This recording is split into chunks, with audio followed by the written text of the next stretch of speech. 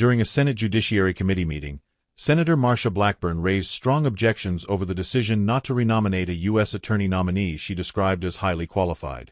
Blackburn began by noting that Casey Arrowwood, the nominee for U.S. Attorney for the Eastern District of Tennessee, was not renominated despite what she called an exemplary record. She emphasized that Arrowwood served as a U.S. Army captain, worked in the Obama Justice Department's National Security Division, and built a distinguished career as a federal prosecutor, earning multiple awards during his tenure at the Department of Justice under Attorney General Eric Holder. According to Blackburn, nothing in Arrowwood's record would disqualify him from serving as U.S. Attorney. She said she was surprised by the decision, especially because the Biden White House had originally recommended him for the position. The senator revealed that the nomination stalled after another committee member raised concerns about a case Arrowwood previously prosecuted. Thank you, Mr. Chairman. On the subject of nominations and cooperation, I did want to speak for just a moment this morning because there is one nominee that was not renominated, and that is Casey Arrowwood, who was nominated to be U.S. Attorney for the Eastern Division in Tennessee, and there is no doubt he is well qualified for this. He served our country as a captain in the Army. He was in the Obama Justice Department's National Security Division.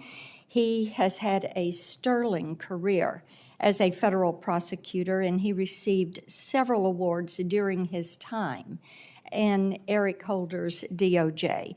And there is nothing about his record that would disqualify him from being a U.S. attorney, but the clock ran out on him, and President Biden has chosen not to renominate him. All of this did come as a surprise to me because it was the Biden White House that had recommended him for this seat. And I was even more surprised to learn that the reason you refused to move forward with his nomination and the reason the White House ultimately chose not to renominate him is because another member of the committee had concerns about one of the cases that he prosecuted. And I'm not going to get into the details of the case, but the prosecution in question was authorized by the Obama Justice Department, and there is absolutely zero evidence that Mr. Arrowwood acted in anything but an ethical and professional manner in exercising his duty as a prosecutor in that case. My colleagues' alleged concerns, I feel, are baseless. And as you know, Mr. Chairman, I have had serious reservations about many of the nominees who have come through this committee over the last couple of years. I have always followed the committee's longstanding process for registering my opposition to those. You and I have discussed this. I have never demanded a roll call vote on any U.S. attorney or U.S. Marshal nominee, and I have never demanded a floor vote on any of these nominees. When I've had an objection, I have simply asked to be recorded as a no without obstructing the committee's work.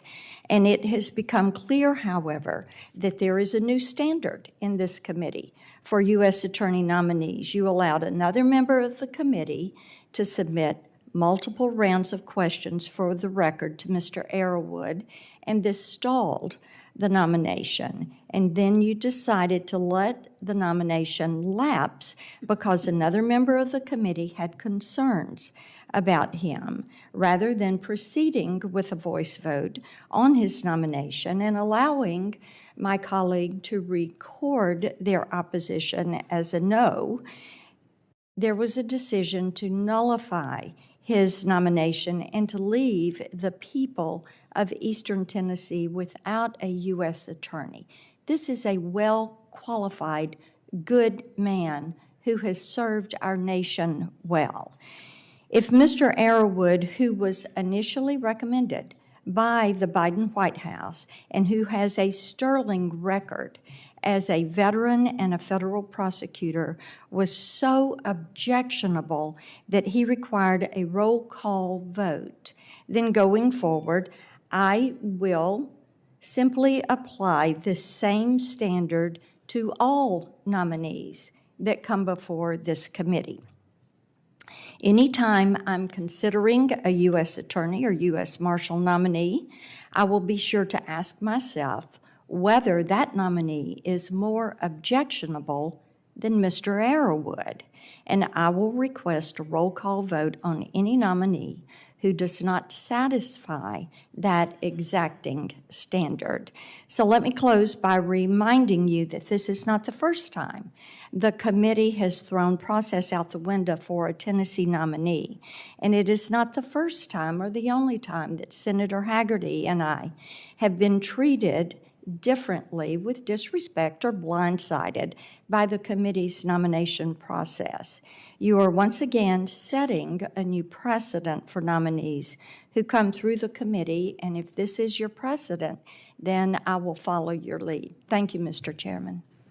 Thanks, Senator Blackburn, and we've had several conversations about this situation, and it is true that there was opposition to his nomination from more than one member on the Democratic side. It is the White House's decision on renomination, and they have decided at this point not to renominate this individual. So I can't change that, and that is the reality that we face. The senator revealed that the nomination stalled after another committee member raised concerns about a case Arrowwood previously prosecuted. Blackburn declined to discuss the details but stressed that the case had been authorized by the Obama Justice Department and that there was no evidence Arrowwood acted unethically or unprofessionally. Blackburn called the objections baseless and argued that the committee departed from its long-standing procedures. She explained that although she has opposed past nominees, she has always followed committee protocol, allowing nominations to move forward while simply being recorded as a no without demanding roll call or floor votes. She said that in Arrowwood's case, however, the committee allowed repeated rounds of written questions, delaying the process and ultimately letting the nomination expire rather than holding a voice vote. As a result, she warned, the people of Eastern Tennessee were left without a U.S. attorney. Blackburn criticized what she described as a new and unfair standard for nominees and said she would respond by applying the same standard to all future U.S. attorney and U.S. Marshal nominees. Going forward, she said, she will request roll call votes unless nominees meet the same threshold applied to Arrowwood.